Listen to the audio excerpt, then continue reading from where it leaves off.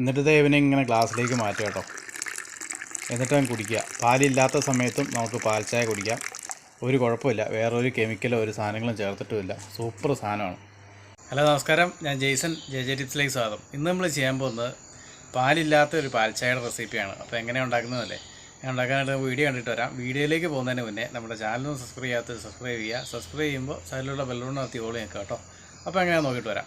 അപ്പോൾ അതിനുവേണ്ടി നമ്മൾ എടുത്തിരിക്കുന്ന ഒരു കാൽമുറി തേങ്ങ കേട്ടോ. അതായത് ഒരു വലിയ തേങ്ങയുടെ കാൽമുറി തേങ്ങ നമ്മൾ ചിരകി എടുത്തിട്ടുണ്ട്. അത് നമ്മളൊരു മിക്സിയുടെ ജാറിലേക്ക് മാറ്റി കൊണ്ടുവന്നിട്ടുണ്ട്. ഇനി ഇതിനെ കുറച്ച് വെള്ളം ചേർത്തിട്ട് ഇതിൻ്റെ അകത്ത് 1 ഗ്ലാസ് പാല് നമുക്ക് നല്ലപോലെ പിഴിഞ്ഞെടുക്കണം. നല്ല കട്ടിപ്പാൽ 1 ഗ്ലാസ് പിഴിഞ്ഞെടുക്കണം. അപ്പോൾ അതങ്ങനെ പിഴിഞ്ഞെടുത്തുകൊണ്ട് വരാവേ. അപ്പം നമ്മളങ്ങനെ 1 ഗ്ലാസ് കട്ടിപ്പാൽ പിഴിഞ്ഞെടുത്തുകൊണ്ട് വന്നിട്ടുണ്ടേ. അപ്പോൾ അത് നമുക്കൊന്ന് മാറ്റി വെക്കാം. അടുത്ത നമ്മുടെ പരിപാടി എന്ന് പറഞ്ഞാൽ നമ്മൾ സോസ് പാൻ എടുത്തിട്ടുണ്ട്, ഒരു പാത്രം വെച്ചിട്ടുണ്ട്. അപ്പോൾ ആ പാത്രത്തിലേക്ക് നമ്മൾ പഞ്ചസാര ഇടുവാണ്. പഞ്ചസാര നമ്മൾ ഒരു ടേബിൾ സ്പൂൺ പഞ്ചസാര ഇടുവാണ്. മധുരം നിങ്ങളുടെ ആവശ്യത്തിന് ചേർത്ത് കൊടുത്തോളൂ കേട്ടോ. മധുരത്തിന് അങ്ങനെ കണക്കൊന്നുമില്ല. കൂടുതൽ വേണ്ടവർ കൂടുതൽ ഇടുക, അല്ലെങ്കിൽ നിങ്ങൾക്ക് പഞ്ചസാരയ്ക്ക് എന്തെങ്കിലും വിഷയം ഉണ്ടെങ്കിൽ കുറച്ചിട്ട് കൊടുക്കുക കേട്ടോ. പിന്നെ നമ്മൾ അതിലേക്ക് ചേർക്കുന്ന തേയിലപ്പൊടിയാണേ.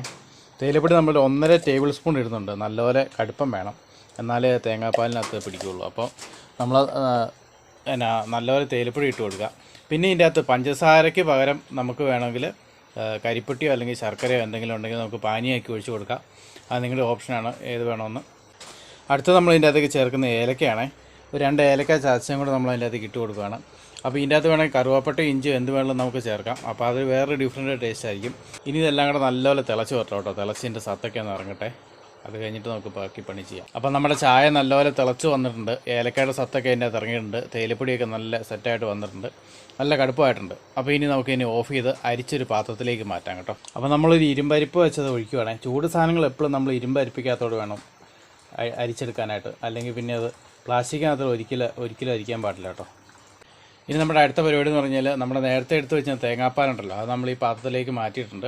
അതിനുശേഷം ഇത് ചെറുതായിട്ടൊന്ന് ചൂടാക്കി എടുക്കണം. ഒരുപാട് തിളക്കൊന്നും വേണ്ട, ജസ്റ്റ് ഒന്ന് ചൂടാക്കി എടുത്താൽ മതി. ചെറുതായിട്ടൊന്ന് ചൂടാക്കി എടുക്കാം. അപ്പോൾ അതങ്ങനെ ചൂടാക്കി എടുത്തതിന് ശേഷം നമ്മൾ നേരത്തെ എടുത്ത് വെച്ചിരുന്ന ചായ ഉണ്ടല്ലോ, ചായക്കകത്തേക്ക് നമ്മൾ അങ്ങ് ഒഴിച്ച് കൊടുക്കാവേ, മിക്സ് ചെയ്ത് കൊടുക്കാം. അപ്പോൾ ഇത്രയും കേസുള്ളൂ. നമ്മുടെ തേങ്ങാപ്പാൽ കൊണ്ടുള്ള അടിപൊളി ചായയോടെ റെഡിയായിട്ടുണ്ട്. ഇനി നമുക്ക് ഗ്ലാസ്സിലേക്ക് മാറ്റാവേ. എന്നിട്ട് ഇവനെ ഇങ്ങനെ ഗ്ലാസ്സിലേക്ക് മാറ്റുക കേട്ടോ.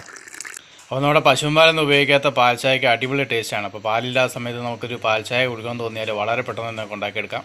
അപ്പോൾ എല്ലാവരും ഒന്ന് പരീക്ഷിച്ച് നോക്കണം കേട്ടോ. 100% ഹെൽത്തിയാണ് ഈ സാധനം. നമുക്കറിയാമല്ലോ എന്നൊക്കെ സാധനങ്ങളാണ് ചേർത്തേക്കുന്നതെന്ന്.